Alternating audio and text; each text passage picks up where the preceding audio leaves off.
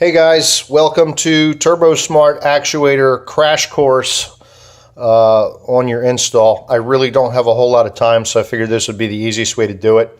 Here's your actuator. Everybody should know where it's at. Remove the intake. This bracket comes off. Turbo blanket or your shield comes off. That exposes your rod and your clip. This water line right here, important tip number 1 and 2 is take your intake off to get out of the way. There is a clip under the intake here holding this to the timing cover. You need to take that off because you're going to need to take this line and kind of massage it toward the passenger side of the car for 2 reasons. Number 1, to get the stock can out, because once you unclip it and unbolt it here, you've got to fit this up past this line. So you're just going to want to gingerly push this to the side. It will flex a little bit. Just don't go crazy on it. Tip number 2, or actually it might be 3. There's your vacuum fitting right here on the end of the Turbosmart can. This unthreads, right? It's an O-ring fitting. Take it off. That'll give you a little extra room when you're trying to maneuver this in here. Once it's bolted back in, you can bolt this back onto the end of the can and hook your vacuum hose up. 2 nuts, don't lose them. I did it a lot, trying to put it on Karumi's car this weekend. Dropped those nuts on top of the exhaust manifold, I don't know, 12 times, 15 times. He laughed a lot. Don't do that. Some people might struggle with that, some people might not. I think it was just a long day and I hadn't had a beer yet.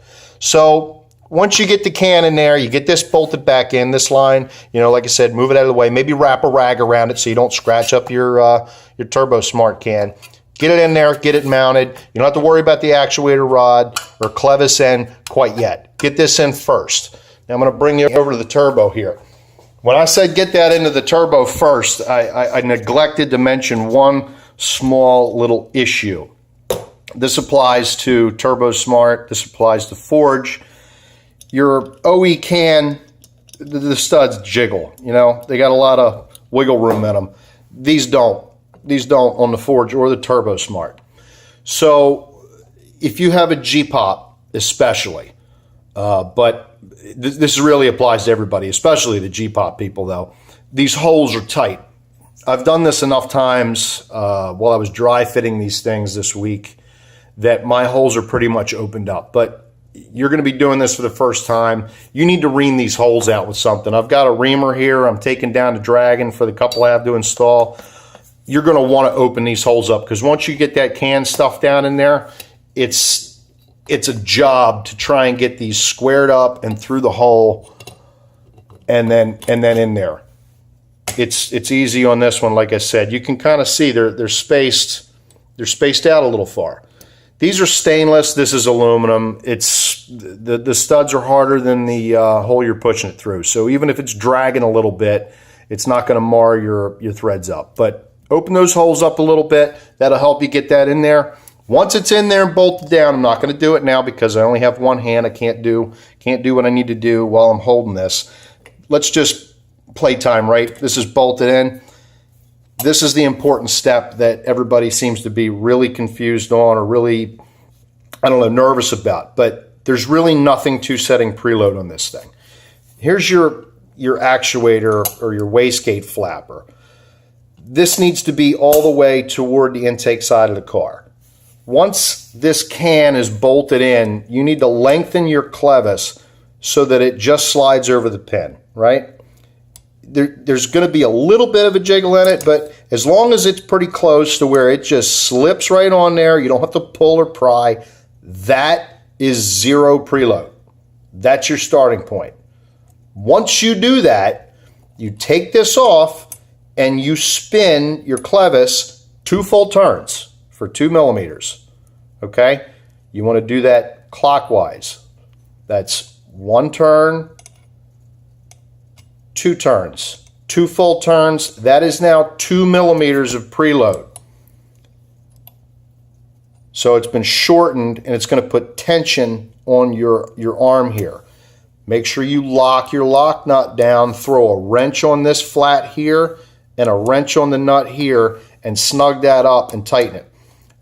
You can do this one of 2 ways. I'm not going to be able to do it with one hand, but you can either pull really hard and get this to slip over here, or you can put a little bit of air pressure in your nipple here that'll push this forward and help you get that on that rod a little bit easier.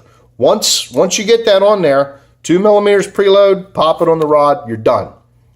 Don't forget to put your clip on the back on the arm. God forbid you lose this, and I have a feeling there's going to be maybe a couple people that do it.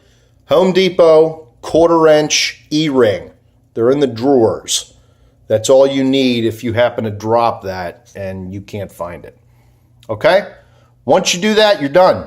That's all there is to it. Except you do need to reset your battery so your ECU adaptations reset. That is very, very important. If you don't do that, you're going to get a code. Car's going to run like shit. The wastegate's going to spring off itself when it builds boost because the car's not going to know what's going on because you made a pretty significant change. So what I recommend, and everybody has their own way of resetting the ECU. You can use multi-ECU scan, reset it that way. I'm planning on bringing my laptop down so I can do that on my installs down at Dragon. Or if you don't have multi-ECU scan, just unplug the battery ground. Make sure you unplug the ground cable off of the ECU as well. Leave it sit 20 minutes. Once you plug it back together, 20 minutes later, as long as your clock is flashing, that means that you successfully reset everything. You should be good to go. If you need an idea for how to pass the time while you are resetting your adaptations, if you're doing the battery pull method, you could, if you wanted to, you could watch some Nacho. You could do that. Or maybe have some friends over, right, and do some reenacting. You could do that. Just a couple ideas. It's that simple, folks. I hope this helps you guys. I hope that answers any questions you guys might have. I'm just going to drop this video in a thread now, and feel free to ask any questions. I'll be available tonight and tomorrow before I leave, and we'll go from here. Let's get this party started. Thanks, guys.